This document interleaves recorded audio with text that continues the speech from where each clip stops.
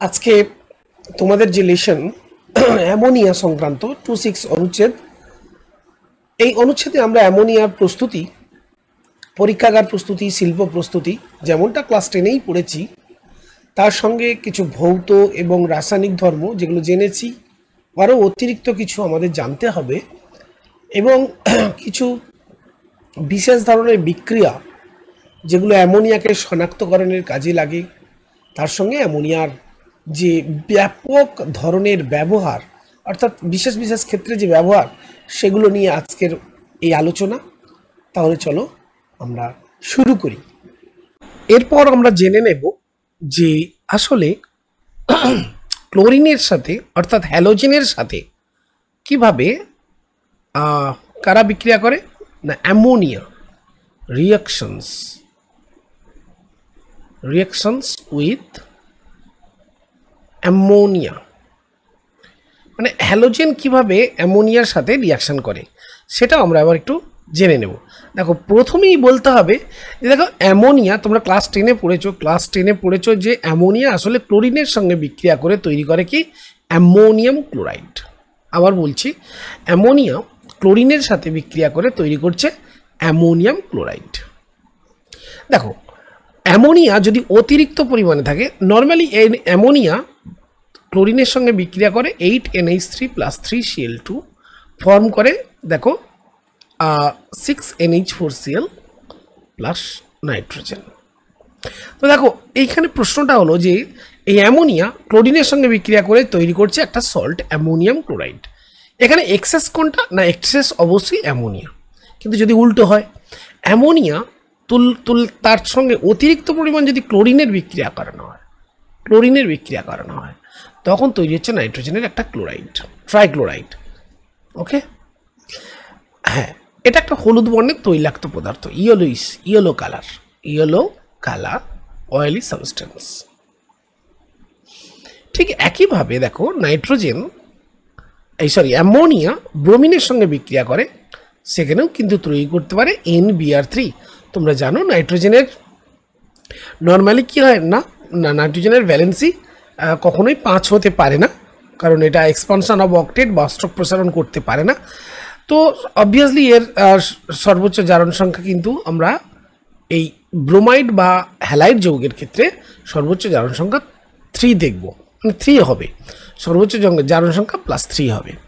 একইভাবে অ্যামোনিয়া আয়োডিনের সঙ্গেও বিক্রিয়া করতে পারে, এটা বিক্রিয়া করে তৈরি করবে অ্যামোনিয়াম নাইট্রোজেন ট্রাইআয়োডাইড অ্যামোনিয়েট। অ্যাকচুয়ালি কী হয়, এইখানটা একটুখানি বুঝতে হবে, NH3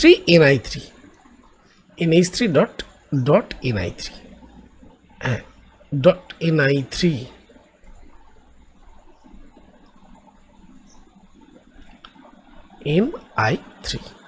এরকম একটা যৌগ তৈরি করে। তো এই ছিল হ্যালোজেনের সাথে আসলে অ্যামোনিয়ার বিক্রিয়া। এখন আমরা আলোচনা করব কার্বন ডাই অক্সাইড কিভাবে অ্যামোনিয়ার সাথে বিক্রিয়া করে। দেখো, তোমরা ইউরিয়ার যে ইন্ডাস্ট্রিয়াল প্রিপারেশন পড়েছো না, ইন্ডাস্ট্রিয়াল প্রিপারেশন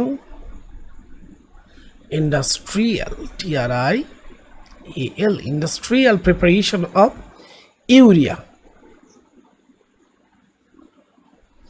ইউরিয়ার নর্মালি যে আমরা যে ফর্মুলাটা জানি সেটা হচ্ছে NH2CONH2।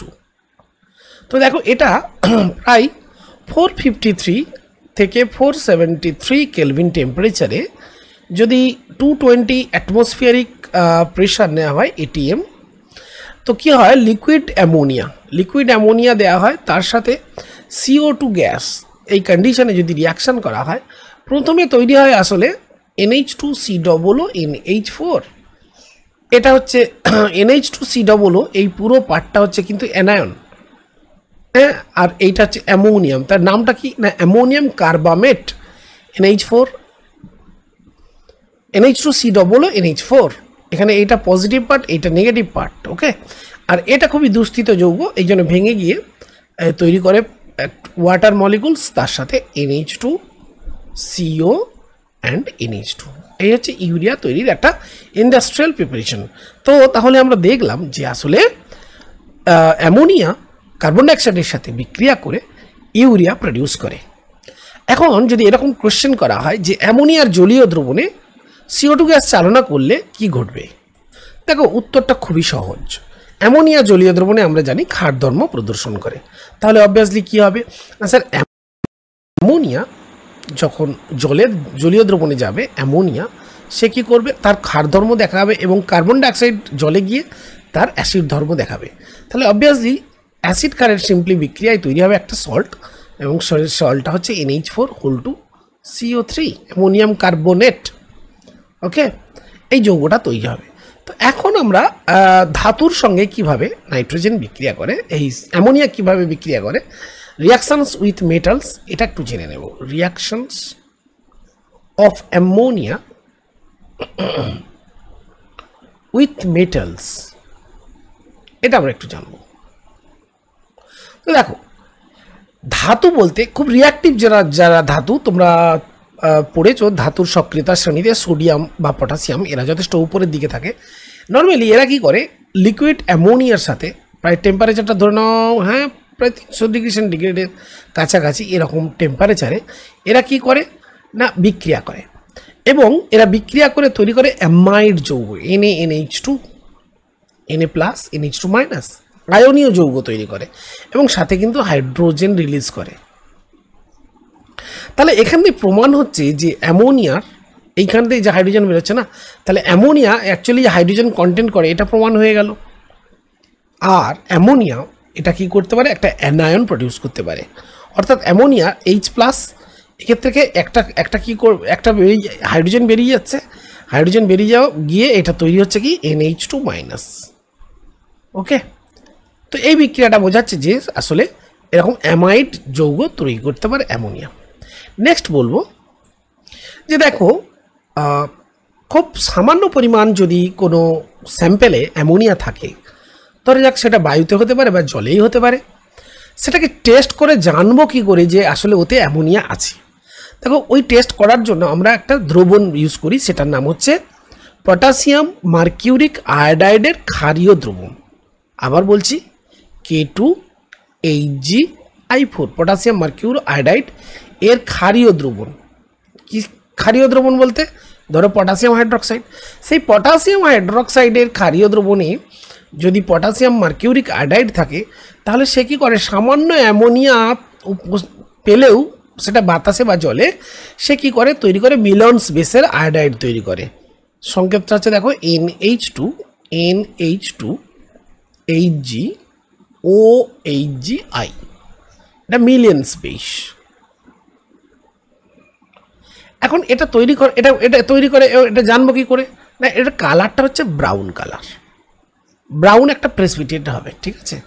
তখনই বুঝতে হবে যে ওই স্যাম্পেলে আসলে অ্যামোনিয়া আছে।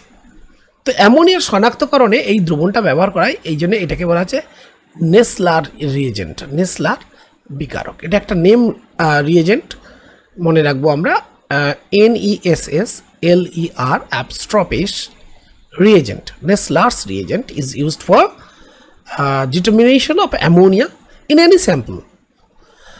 নেক্সট আমরা জানবো অ্যামোনিয়ার জারণ ধর্ম। প্রথমে বলি যে অ্যামোনিয়ার জারণ ধর্ম বলতে বোঝাচ্ছে যে অ্যামোনিয়া নিজে জারিত হতে পারে। কেন না, দেখো অ্যামোনিয়া যৌগে নর্মালি নাইট্রোজেনের জারণ সংখ্যা -3 সর্বনিম্ন, কাজেই এ কোনো সিস্টেমকে ইলেকট্রন দিতে পারে, অর্থাৎ এর নিজে একটা reducing agent, good reducing agent. কারণ এ কখনোই কোনোভাবেই ইলেকট্রন কারোর থেকে অ্যাকসেপ্ট করে আর জারণ সংখ্যা কমাতে পারে না, কারণ সর্বনিম্ন জারণ অবস্থায় আছে। তো এ কি করতে পারে, কাউকে ইলেকট্রন দিয়ে নাইট্রোজেনে যেতে পারে, কাউকে ইলেকট্রন দিয়ে নাইট্রোজেন 3+ জারণ অবস্থায় যেতে পারে, অর্থাৎ এ অন্যদের কি করতে পারে স্যার, রিডিউস করে।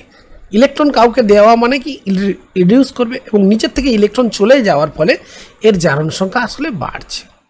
জারণ সংখ্যা বাড়ানোর স্কোপ আছে, ওকে, কিন্তু কমানোর স্কোপ নেই। অবভিয়াসলি এ নিজে জারিত হয়, তাই আমরা বলবো যে অ্যামোনিয়া নিজে জারিত হয়। আর অন্যকে বিজারিত করে। এবং এটা একটা ভালো রিডিউসিং এজেন্ট কী করে বুঝবো? দেখো সিম্পলি যদি আমরা ব্লিচিং পাউডার CaOClCl এই ব্লিচিং পাউডারের সঙ্গে অর্থাৎ ক্যালসিয়াম ক্লোরো হাইপোক্লোরাইট দ্রবণ তার সঙ্গে যদি আমরা অ্যামোনিয়ার বিক্রিয়া ঘটাই তৈরি হচ্ছে nitrogen gas plus CaCl2 plus H2। এই গ্যাসে দেখো নাইট্রোজেনের -3 থেকে জারণ অবস্থা 0 হচ্ছে।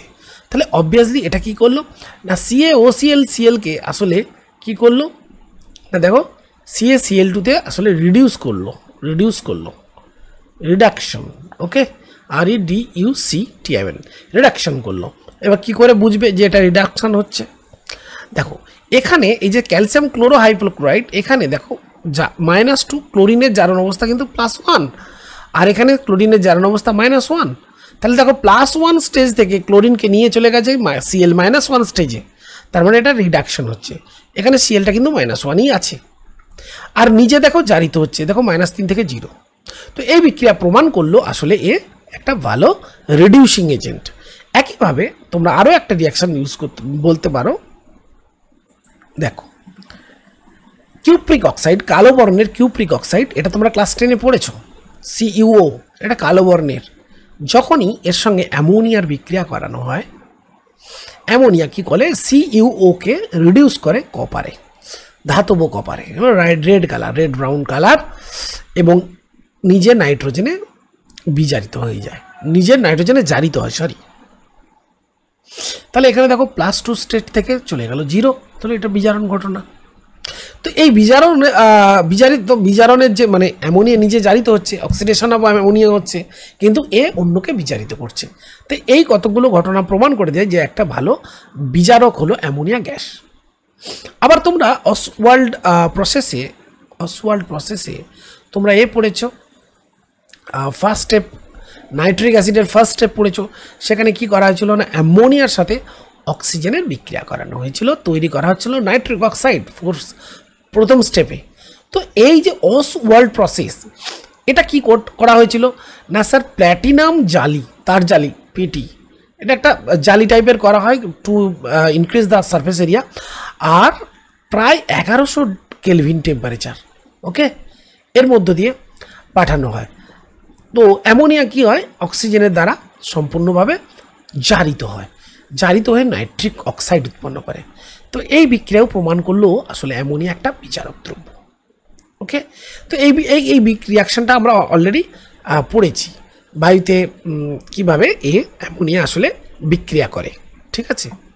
নেক্সট আমরা আলোচনা করব যে এই যে কোয়ান্টিটেটিভ অ্যানালিসিসগুলো হয়, অর্থাৎ ধাতব আয়নগুলো যে আইডেন্টিফাই হয় একটু ওপরের লেভেলে, তোমরা ল্যাবেও তোমরা করবে হয়তো, তোমাদের যদি স্যার তোমাদের দিকে হেল্প করেন, যে কোয়ান্টিটেটিভ অ্যানালিসিসগুলো আছে না, ধরো আয়রন 3+ বা ক্রোমিয়াম 3+, ওকে, বা মনে করো অ্যালুমিনিয়াম 3+, এই যে এই আয়নগুলো যখন আইডেন্টিফিকেশন তোমরা করবে, মানে যখন ওয়েট যে ল্যাব টেস্টগুলো হয়, ওয়েট টেস্ট যেগুলো হয়, সেক্ষেত্রে আসলে কি করা হয়, অ্যামোনিয়াম হাইড্রোক্সাইড, জলে তো অ্যামোনিয়া তীব্রভাবে মানে খুব ভালোভাবে দ্রবীভূত হয়ে যায়।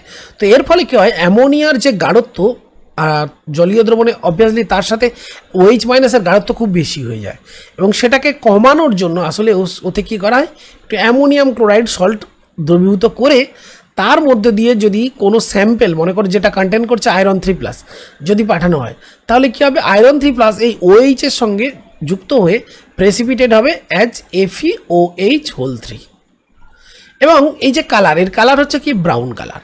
এই ব্রাউন কালার দেখে আমরা চিনে যাব যে আসলে ওটা ছিল আয়রন 3+।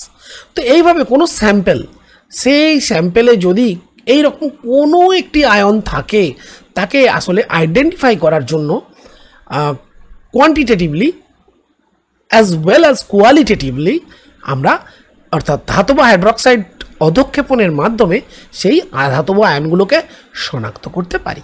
তো এটা একটা অ্যামোনিয়ার কিন্তু আমরা ব্যবহার হিসেবে বলতে পারি। নেক্সট আমরা আলোচনা করব যে ইউজ অফ অ্যামোনিয়ার ব্যবহার। দেখো অ্যামোনিয়ার প্রথম যে ব্যবহার তোমরা ক্লাস 10-এ পড়েছিলে সেটা হচ্ছে দেখো অসওয়াল্ডে একটা প্রসেস ছিল যে প্রসেসে তোমরা নাইট্রিক অ্যাসিড প্রস্তুত করেছিলে এবং সেখানে ফার্স্ট রিয়েজেন্ট ইউজ করেছিলে কিন্তু ammonia to prepare nitric oxide. 2 নম্বর তোমরা এটাই বলতে পারো, দেখো যে তরল লিকুইড অ্যামোনিয়াকে কিন্তু হিমায়ক রূপে ব্যবহার করা হয় as a refrigerant cooling substance বা কুলিং মেটেরিয়াল বলতে পারো।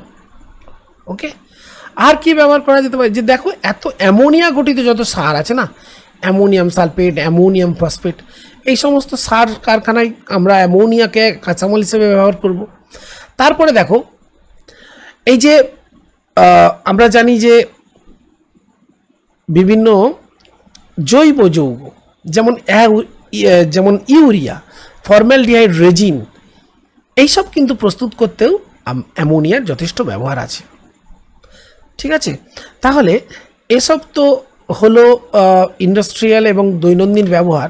এছাড়াও কিন্তু ঔষধ, তারপরে কিছু রেয়ন জাতীয় পদার্থ, প্লাস্টিক, রবার, এই সমস্ত পরে জানবে তোমরা নাইলন এইসব যৌগ প্রস্তুত করতেও কিন্তু অ্যামোনিয়ার যথেষ্ট ব্যবহার আছে।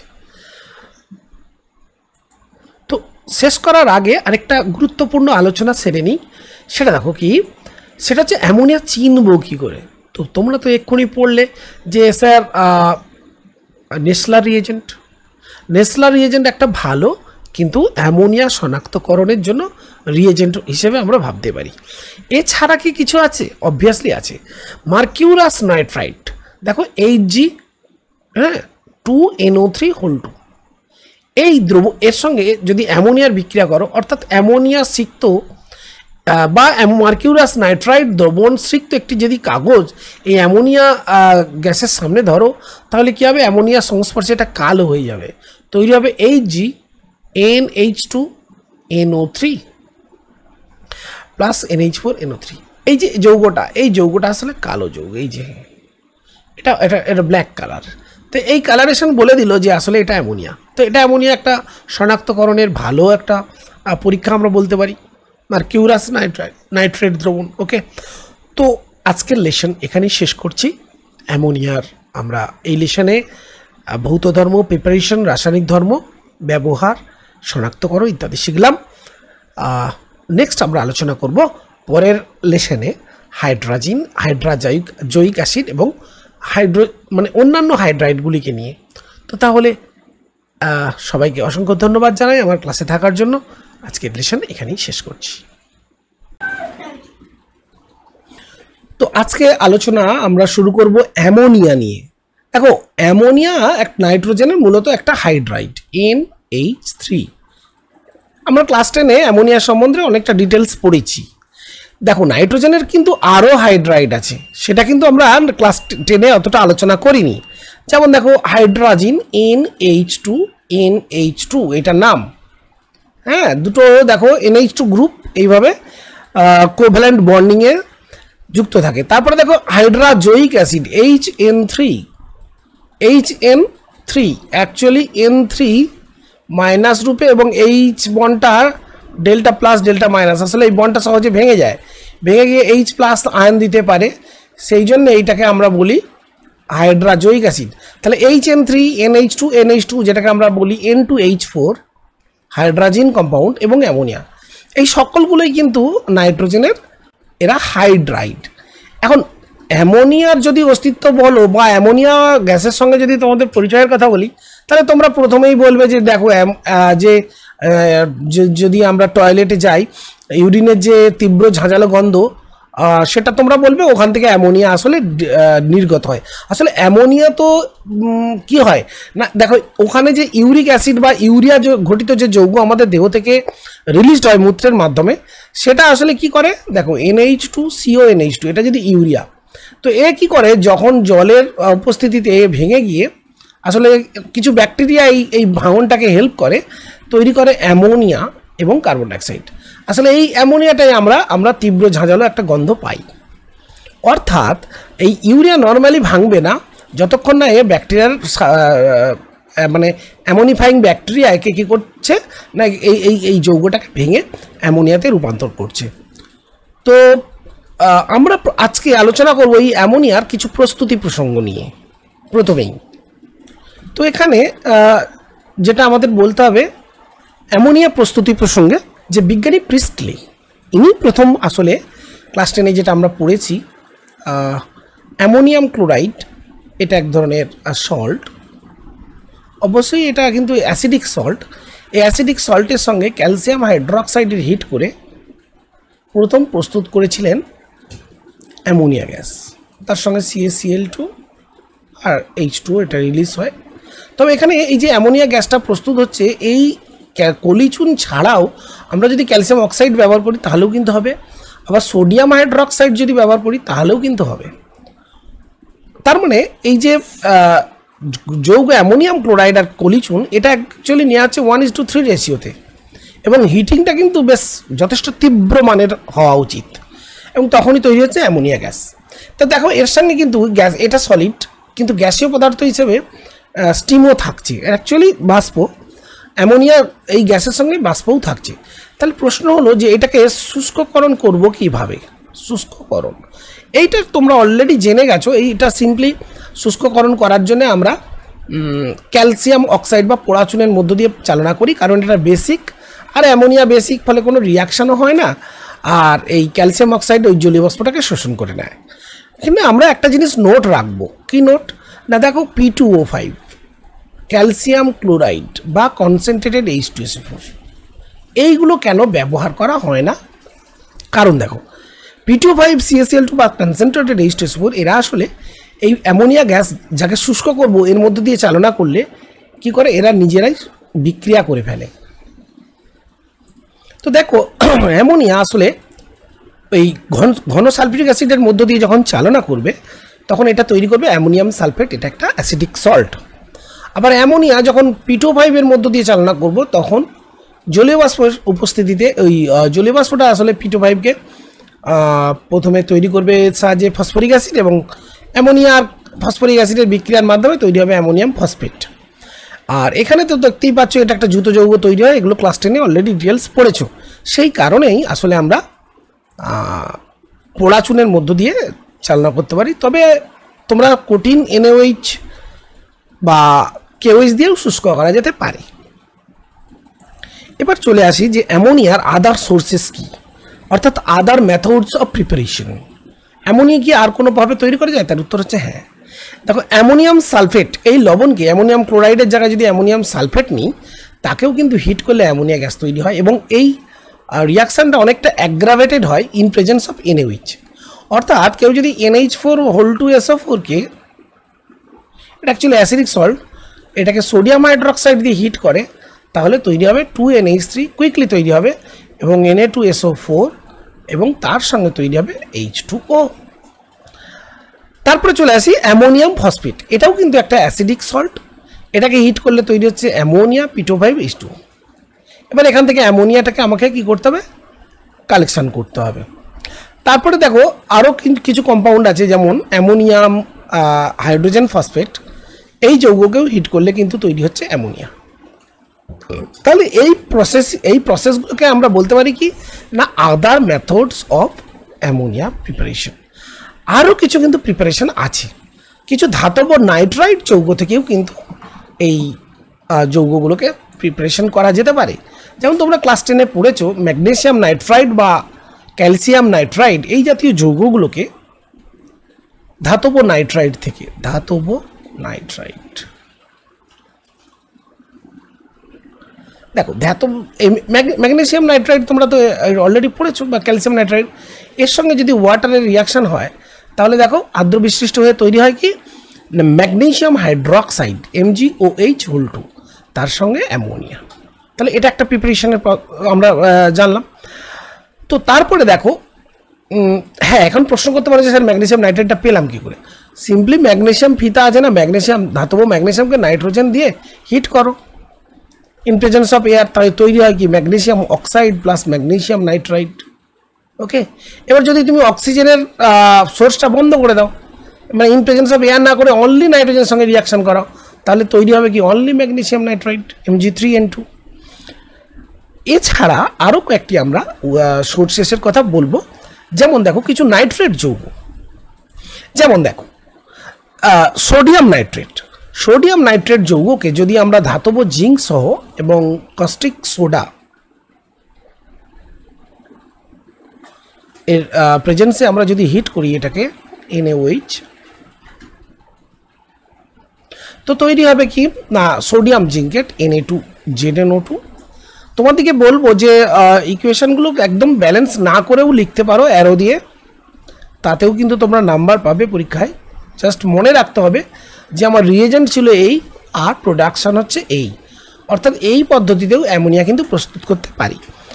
আর একটা বিশেষ বায়োলজিক্যালি যে অ্যামোনিফিকেশনের পদ্ধতি সেটা তো বললামই, ইউরিয়া। তোমরা ইউরিয়ার সঙ্গে যদি সোডিয়াম হাইড্রোক্সাইড মেশাও এবং হিট করো, এটা থেকেও তৈরি হচ্ছে সোডিয়াম কার্বনেট, তার সাথে তৈরি হচ্ছে অ্যামোনিয়া। আর এইটাই কিছু অ্যামোনিফাইং ব্যাকটেরিয়া আছে, সেই ব্যাকটেরিয়া কি করে ইন প্রেজেন্স অফ মানে আর্দ্র পরিবেশে কি করে তৈরি করে অ্যামোনিয়া। তো অ্যামোনিয়া প্লাস কার্বন ডাইঅক্সাইড, তো এটাও একটা কিন্তু অ্যামোনিয়া প্রস্তুতির একটা বায়োলজিক্যালি ওয়ে বা প্রসিডিও বলতে পারি। আচ্ছা, এরপর আমরা জানবো ইন্ডাস্ট্রিয়াল প্রিপারেশন। ইন্ডাস্ট্রিয়াল প্রিপারেশনটা অবশ্যই জানতে হবে, ক্লাস 10-এ তোমরা জেনেছো, জাস্ট রিমাইন্ড একবার করে দিই। দেখো হেভার প্রসেস, ভেরি ইম্পর্ট্যান্ট একটা প্রসেস হচ্ছে হেভার প্রসেস। হেভার প্রসেসে কি করা হয় দেখো, নাইট্রোজেন এবং হাইড্রোজেন 1:3 রেশিওতে মেশানো হয়, কিন্তু অবশ্যই মনে রাখবো নাইট্রোজেনটাও গ্যাসিয়াস হবে, হাইড্রোজেনও গ্যাসিয়াস হবে। আর যে অ্যামোনিয়াটা তৈরি হচ্ছে সেই অ্যামোনিয়ার প্রোডাকশন কিন্তু 100% কখনোই হয় না। টেম্পারেচারটা মনে রাখবো আমরা 700 কেলভিন প্রায়, কারণ এইটাকেই আমরা বলি optimum temperature. Optimum temperature means যে টেম্পারেচারে প্রোডাকশানটা ম্যাক্সিমাম হয় এবং অনেক রিয়াকশানটা অনেক কুইক হয়। আর এখানে একটু মনে রাখতে হবে আমাদের যে এই সন্তোষজনক উৎপাদনের জন্য কিছু অনুঘটক এবং বিক্রিয়াকালীন শর্ত। তো তোমরা এটা ক্লাস 10-এই পড়েছো যে আসলে আয়রন অক্সাইড বা আয়রন চূর্ণ Fe2O3 বা তোমার আয়রন চূর্ণ, এইটাকে নর্মালি আমরা অনুঘটক রূপে ব্যবহার করি। আর K2O আর Al2O3 এর মিশ্রণ, এটাকে আমরা নর্মালি কি করি উদ্দীপক বা প্রোমোটার রূপে ইউজ করি, প্রোমোটার রূপে ইউজ করি। ঠিক আছে, এটা আমরা মনে রাখবো। আর প্রেশারটা অবশ্যই মনে রাখতে হবে, প্রেশারটা কত থাকে প্রায় 200 ATM। তাহলে pressure this is 200, temperature 700 kelvin, this is promoter and this is your catalyst. তো এইগুলো যদি ঠিকঠাক থাকে তাহলেই তৈরি হবে অ্যামোনিয়ার ইন্ডাস্ট্রিয়াল প্রিপারেশন। এরপর আমরা একটু জেনে নেব অ্যামোনিয়ার গঠনাকৃতি বা স্ট্রাকচার নিয়ে। দেখ তোমরা কেমিক্যাল বন্ডিংয়ে তোমরা জেনেছো যে অ্যামোনিয়ার লুইস ডট যদি আমরা তৈরি করতে পারি, অ্যামোনিয়ার লুইস ডট, দিস ইজ অ্যামোনিয়ার লুইস ডট। এবং এখান থেকে দেখতেই পাচ্ছ যে আমরা যদি এই সূত্রটা ইউজ করি, H সমান half B plus X minus C plus A, এই রিলেশন থেকে দেখো সিম্পলি আমরা বলবো নাইট্রোজেনের দেখো ভ্যালেন্স ইলেকট্রন হচ্ছে আমার কত 5, তাহলে এখানে আমরা যদি 5 বসাই, হাইড্রোজেন দেখো একযোজি পরমাণু নাইট্রোজেনের সঙ্গে কটা অ্যাটাচ 3টে, তাহলে এখানে আমরা 3 বসাবো। This is not cation so C এর মান 0, this is not anion so এর মান 0। তো অবভিয়াসলি ভ্যালুটা পেলাম 4। এই 4 ভ্যালু ইন্ডিকেট করছে কি না এটা sp3। আর এইচটা আমরা জানি এটা কি অ্যাকচুয়ালি ইন্ডিকেট করে number of hybrid orbitals, so this is sp3 mixing. তাহলে অবভিয়াসলি এখানে পিরামিডাল একটা স্ট্রাকচার তৈরি হচ্ছে, বিকজ একটা কর্নার, এটা টেট্রাহেড্রাল স্ট্রাকচার বাট একটা কর্নারে কোনো অ্যাটমস নেই, সেই জন্য এটা দেখো লুক লাইক পিরামিডের মতো। এবং এই HNH angle obviously due to lone pair bond pair repulsion সেটা কমে যাচ্ছে। 109 ডিগ্রি 28 মিনিট নর্মালি হওয়া উচিত এবং হয়ে যায় বাস্তবে কত 107.8 degrees. So this is pyramidal structure. এবং HNH এই বন্ড অ্যাঙ্গেলটা নর্মালি কী হবে আমরা বলবো NH4 এর থেকে কম হবে, NH4 প্লাসের থেকে কম হবে। NH4 প্লাসে কী হয় সুষম চতুস্তলকের স্ট্রাকচার এটা, সেখানে অবভিয়াসলি 109 ডিগ্রি 28 মিনিট থাকে অ্যাঙ্গেলটা, তার থেকে কমে যায়। তো নেক্সট আমরা অ্যামোনিয়ার কিছু ফিজিক্যাল প্রপার্টিজ নিয়ে আলোচনা করব। দেখো অ্যামোনিয়ার ভৌত ধর্ম খুব সংক্ষেপে যদি আমরা বলি, প্রথমেই এটা বলবো যে দেখো এটা কিন্তু বায়ুর চেয়ে হালকা একটা গ্যাস।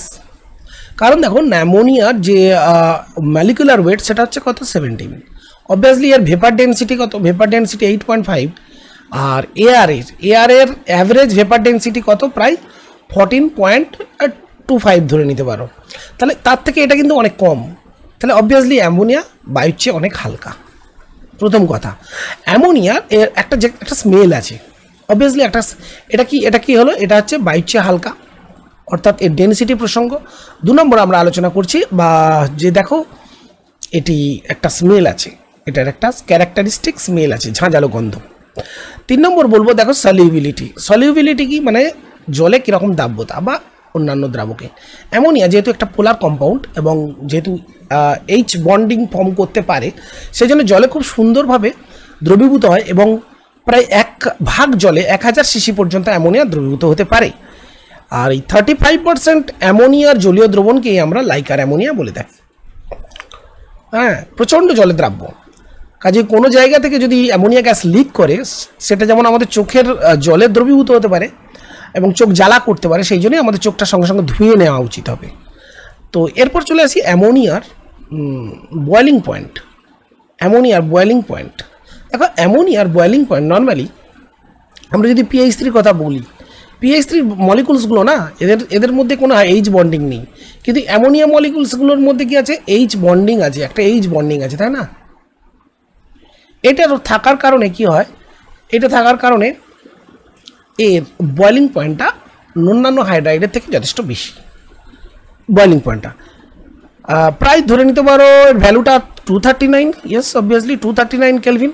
তার মানে এইটাকে যদি আমরা সেন্টিগ্রেডে আনি 273 থেকে বাদ দাও, তার মানে প্রায় ওই 34 মতো, -34 কেলভিন এই ডিগ্রি সেন্টিগ্রেড প্রায়।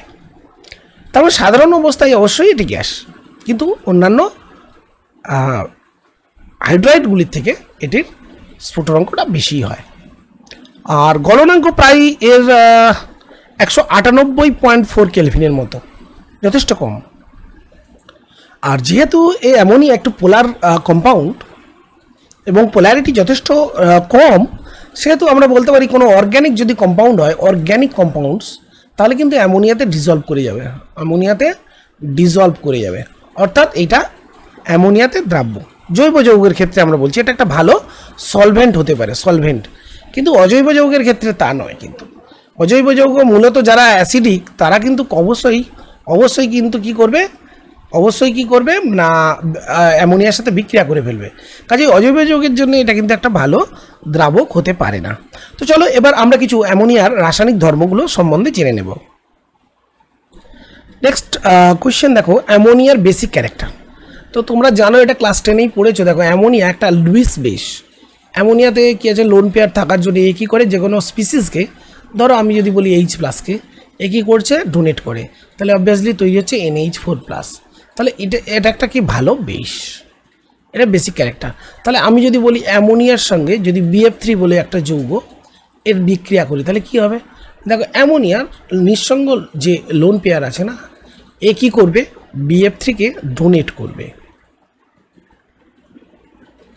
তাহলে অবভিয়াসলি এখানে কি হবে, একটা কম্পাউন্ড তৈরি হবে, যেখানে এইটা হবে প্লাস আর এইটা হবে অবভিয়াসলি মাইনাস। হ্যাঁ, ঠিক একইভাবে NH3 সঙ্গে আমরা যদি HCl এর বিক্রিয়া করাই, তাহলে কী হবে, NH4+ হয় এবং Cl- হয়। তো এটা বোঝাচ্ছে যে অ্যামোনিয়া আসলে বেসিক ক্যারেক্টার। তাহলে প্রশ্ন হলো যে অ্যামোনিয়া যদি জলে দ্রবীভূত হয়, তাহলে সেক্ষেত্রে কীভাবে দ্রবীভূত হবে। দেখো অ্যামোনিয়া নর্মালি কি, এটা একটা পোলার ক্যারেক্টার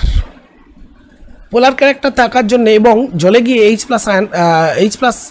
অ্যাকচুয়ালি জলকে কী করে, H+ এবং OH- এ কী করতে পারে, ভেঙে দিতে পারে এই পোলার ক্যারেক্টারের জন্য, অর্থাৎ জলকে আয়নিত করে। এবং যখনই আয়নিত করে, এর লোন পেয়ারটা দেখো H+কে ডোনেট করে, তাহলে তৈরি হয়ে যায় NH4+, এবং একটা NH4 মানে দুর্বল একটা কি তৈরি হয়, ক্ষার তৈরি হয়, অর্থাৎ জলীয় দ্রবণকে ক্ষারকীয় করে তোলে NH4+ OH-, এবং এটা যেহেতু একটা উইক বেস, সেই জন্য পার্সেন্টেজ অফ আয়নাইজেশন, অর্থাৎ এটা যে আয়নিত হয় এর পরিমাণটাও কম হয়। তথাপি এটা লাল লিটমাসকে কিন্তু নীলই করবে, কারণ বেসিক ক্যারেক্টার। অবশ্যই আমরা এটা জানবো যে এটা মৃদু ক্ষারধর্মী যৌগ। তাহলে এখানে প্রশ্ন হলো যে যদি এর সঙ্গে আমরা কনসেন্ট্রেটেড H2SO4 এর বিক্রিয়া করাই এই জলীয় দ্রবণের সাথে কী হবে? যেহেতু বেসিক অ্যাসিড বেস রিয়াকশন হবে, আর যেহেতু এটা মৃদু আর এটা তীব্র, তার মানে এর থেকে যে সল্টটা তৈরি হবে NH4 এটা অবভিয়াসলি কী হবে? অ্যাসিডিক সল্ট হবে। ঠিক এই কারণেই জমিতে যখন অ্যামোনিয়াম সালফেট বা অ্যামোনিয়াম ফসফেট যোগ করা হয় তখন জমি কী হয়? আর্দ্র বিশ্লিষ্ট হয়ে একটা কী করে, মানে জমিটার যে জলীয় দ্রবণ সেটা অ্যাসিডিক হয়ে ওঠে। এটা নিয়ে বিস্তারিত আমরা পরে আলোচনা করব, এবং এর ফলে জমি তার মানে উর্বরতা হারায় এই অম্লত্বের কারণে। এরপর আমি আলোচনা করব টেন্ডেন্সি অফ কমপ্লেক্স ফর্মেশন। দেখো অ্যামোনিয়া এর এই যে লোন পেয়ার্সগুলো আছে না, এই লোন পেয়ার্স আসলে কাউকে ডোনেট করতে পারে। ধরো কোনো মেটালকে যদি ডোনেট করে, আমি ধরলাম সিলভার প্লাসকে, তো যখনই সিলভার প্লাসকে এরকম ডোনেট করবে তাহলে তখন কী হবে? এর যে কোঅর্ডিনেশন স্ফেয়ারে আসলে এই লোন পেয়ারগুলো ডোনেট করার ফলে কোঅর্ডিনেট বন্ড ফর্মেশন হবে, এবং এই বন্ড ফর্মেশন 2টি 4টি পর্যন্ত হতে পারে। যেমন আমরা দেখেছি Cu যদি Ag হয়, Agর ক্ষেত্রে দেখেছি Ag NH3 এটা একটা জটিল আয়ন। ঠিক একইভাবে Cu NH3 বা ক্যাডমিয়াম, এইগুলো প্রমাণ করে যে আসলে অ্যামোনিয়া তার এই লোন পেয়ারের জন্য কী করে, আর সেকেন্ডারি যে স্ফেয়ার অর্থাৎ সেকেন্ডারি ভ্যালেন্সিটাকে মেটালের কমপ্লিট করতে পারে, এবং এর ফলে একটা কমপ্লেক্স ক্যাটায়ন উৎপন্ন হয়। তোমরা পড়েইছো, দেখবে কপার সালফেট জলীয় দ্রবণের সঙ্গে অ্যামোনিয়ার বিক্রিয়ায় প্রথমে ফিকে নীল একটা কম্পাউন্ড তৈরি হয়, পড়েছো তোমরা। আর সেটা অতিরিক্ত অ্যামোনিয়া চালনা করলে তৈরি হয় কিউপ্রো অ্যামোনিয়াম সালফেট CH3 2+, তার সঙ্গে SO4 2- আয়নিত অবস্থায় থাকে। তো এই যে ক্যাটায়নটা, এটা অবশ্যই কমপ্লেক্স ক্যাটায়ন, এবং এটার কালার হচ্ছে কিন্তু কি ডিপ ব্লু, গাঢ় নীল। ঠিক আছে, তো যখন কোয়ান্টিটেটিভ অ্যানালিসিস করবে তোমরা বড় হলে ল্যাবে, তখন কিন্তু এই কালারেশন দেখেই কপারটাকে অ্যাকচুয়ালি কী করা হবে? আইডেন্টিফাই করা হয় কপার 2। ওকে, তো এরপর আমরা আলোচনা করব হ্যালোজেনের সঙ্গে বিক্রিয়া।